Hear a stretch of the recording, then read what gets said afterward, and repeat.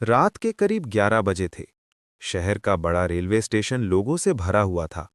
कोई ट्रेन पकड़ने के लिए भाग रहा था, कोई थका हुआ बेंच पर सो रहा था, तो कोई चाय पीते हुए इंतजार कर रहा था। उसी प्लेटफॉर्म के एक कोने में 10 साल का एक दुबला पतला लड़का बैठा था। नाम था आरव। फटे कपड़े, पैरों में चप्पल भी नहीं, और हाथ में एक छोटा सा झोला। वो पूरे दिन स्टेशन पर पानी की बोतल और बिस्किट बेचता था, क्योंकि उसके पास कोई और रास्ता नहीं था। आरव को अपने माता पिता के बारे में कुछ याद नहीं था। उसे बस इतना याद था कि कई साल पहले वो इसी स्टेशन पर खो गया था। तब से स्टेशन ही उसका घर था। एक अजीब घटना। उस रात अचानक प्लेटफॉर्म पर हलचल हुई। एक बुजुर्ग आदमी प्लेटफॉर्म पर गिर पड़े। लोग उनके आसपास खड़े हो गए, लेकिन किसी ने मदद नहीं की। सब बस देख रहे थे।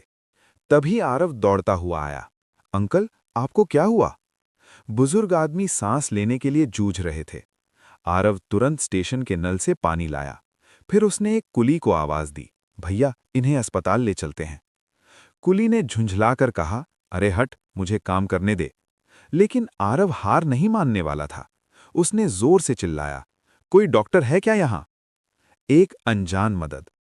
भीड़ में खड़ी एक महिला आगे आई। वो डॉक्टर थी। उसने बुजुर्ग आदमी की जांच की और कहा, इनको तुरंत अस्पताल ले जाना होगा। कुछ ही मिनटों में एम्बुलेंस आ गई। आरव भी उनके साथ चला गया। अस्पताल में सच्चाई। डॉक्टरों ने बुजुर्ग की जान बचा ली। जब उन्हें होश आया तो उन्होंने सबसे पहला सवाल पूछा, मुझे यहां कौन लाया? डॉक्टर ने आरव की ओर इशारा किया, इस बच्चे ने आपकी जान बचाई है। बुजुर्ग की आंखों में आंसू आ गए। उन्होंने पूछा, तुम्हारा नाम क्या है? आरव। घर कहाँ है? आरव चुप हो गया। मेरा कोई घर नहीं है। बुजुर्ग का फैसला। उन बुजुर्ग का नाम था राजेंद्र प्रताप सिंह। वे शहर के सबसे बड़े उद्योगपति थे। उन्होंने धीरे से कहा, आज से तुम्हारा घर है। आरव समझ नहीं पाया, क्या मतलब? राजेंद्र सिंह मुस्कुराए, आज से तुम मेरे साथ रहोगे। नई जिंदगी। आरव पहली बार किसी बड़े घर में गया। बड़ा कमरा, अच्छे कपड़े, अच्छा खाना। पहले पहले उसे अजीब लगता था। उसे स्टेशन की याद आती थी। लेकिन राजेंद्र सिंह उसे अपने बेटे की तरह रखते थे।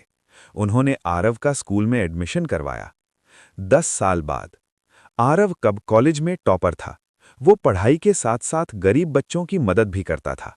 उसे हमेशा अपना पुराना स्टेशन याद रहता था, जहां हजारों बच्चे आज भी उसी हालत में जी रहे थे। एक बड़ा फैसला।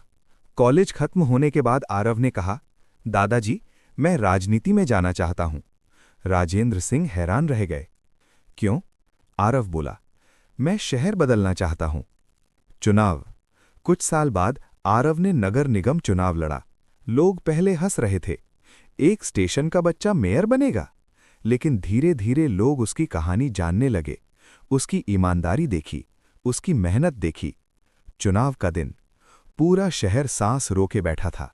जब रिजल्ट आया तो सब हैरान रह गए। आरव भारी मतों से जीत गया। अब वो शहर का सबसे युवा मेयर था। पहला फैसला। मेयर बनने के बाद उसने पहला आदेश दिया, शहर के हर रेलवे स्टेशन के पास अनाथ बच्चों के लिए स्कूल और आश्रय बनाए जाएंगे। लोग तालियां बजाने लगे। भावुक पल। एक दिन वो उसी पुराने स्टेशन पर गया जहां उसने अपना बचपन बिताया था।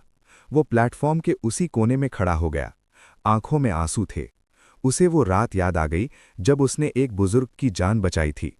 तभी पीछे से आवाज आई, मुझे तुम पर गर्व है बेटा। आरव मुड़ा। राजेंद्र सिंह खड़े थे। आरव ने उन्हें गले लगा लिया। कहानी की सीख। कभी भी किसी छोटे इंसान को छोटा मत समझो, क्योंकि किस्मत और मेहनत मिल जाए तो वही इंसान एक दिन पूरी दुनिया बदल सकता है।